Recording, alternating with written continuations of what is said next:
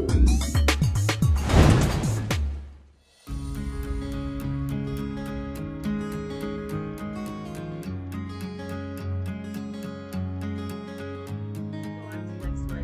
right.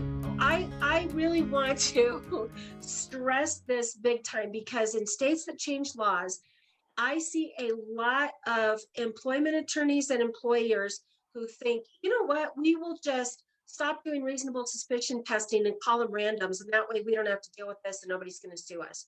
Let me tell you something. Again, going back to clear definitions of the types of testing, random testing is very clearly outlined with very specific criteria on what constitutes a random test. It must be scientifically drawn. The random list must be scientifically drawn by a randomized computer generated method. And so you have all the names in there, and you randomly select it. You have one individual who's a problem and you try to finagle a way to make that look like a random. You are going to get sued and you are going to lose because any attorney worth their salt knows this. And as soon as they try to get you to prove that that person was randomly selected and you can't prove it, you will lose your case. So don't try to cloak a reasonable suspicion as a random. And by the way, the question of can we just random test everybody in the whole company, I had that one come up twice last week. Well, how often do you think you're going to get away with that, honestly?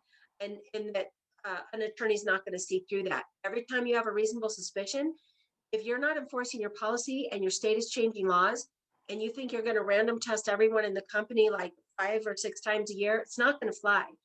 That is considered excessive testing and not acceptable.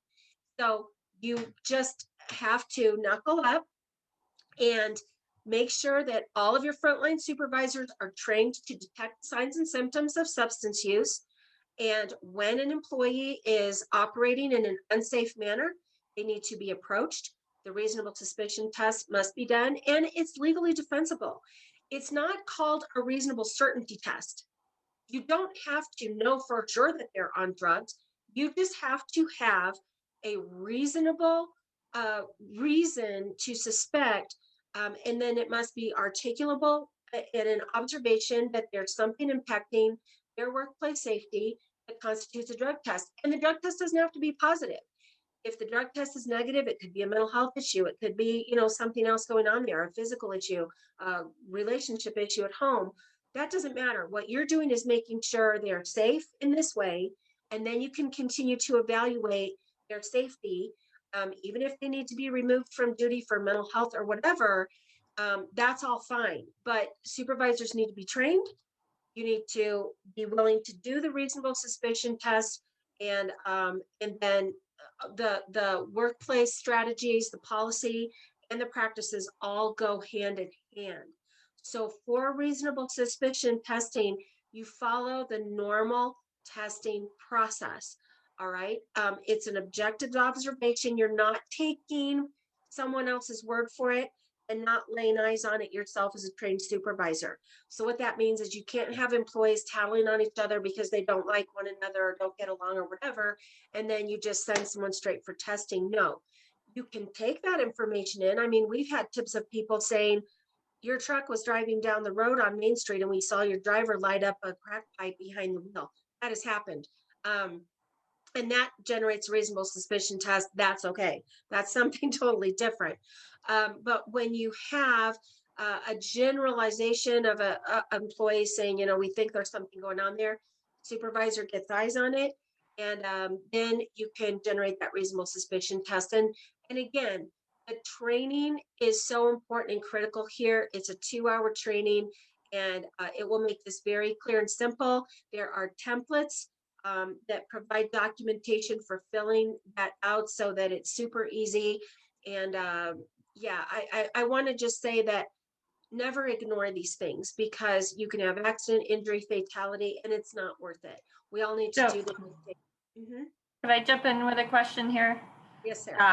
In terms of the training and the templates that you're talking about for documenting behavior that a supervisor observes, I wonder if you could just talk a little bit about what the end goal is that employers should keep in mind when they're documenting these types of things. I think a lot of times we want to dismiss or we forget certain things that over time could, in the aggregate, present a real problem. So I wonder if you could talk a little bit about what documentation in the record should look like, and what the end goal is that we should keep in mind when we have these observations. Absolutely.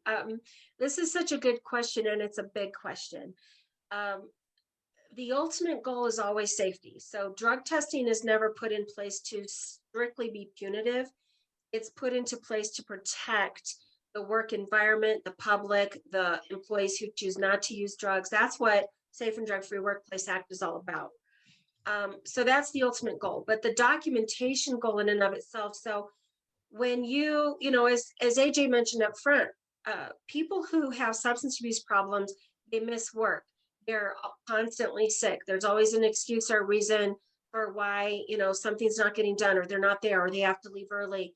When you are plagued with people problems and they're driving you crazy, I guarantee that if you dig down and start doing some substance abuse training, you're going to find, especially if there's like a lot of theft in your workplace and whatnot, there's some drug and alcohol problems taking place. And that's the root of the problem. So when you see these things happening, you need to document, supervisors need to document failures in work performance and changes, anything that's slowly changing or drastically changing with an employee. And if you take some notes and keep some documentation, even if you can't quite put your finger on it, I will tell you that when the day comes that there's a suspicion of substance use, you can look back and go, oh, there's been a decline here for 90 days or 6 months or the past year, and we didn't put 2 and 2 together, but today's the day. Now, is that necessary? No. You can just have documentation of today because today was the day that it became evident. That's fine. But I do promise that if you start taking note of little things and just keeping some confidential, notes in an employee file that there's some issues, you will see a pattern. And so what that documentation does, the end goal, for one thing, it's helping you to build a solid case for bringing this person back to baseline. The reason we want frontline supervisors trained, it's because that's who works with this person and sees their face every day. It's not your HR manager. It's not the company owner. But you know what this person typically looks like at baseline, if you've seen them at baseline. And then that's the person that knows when something has changed. That's why we want them doing this detection.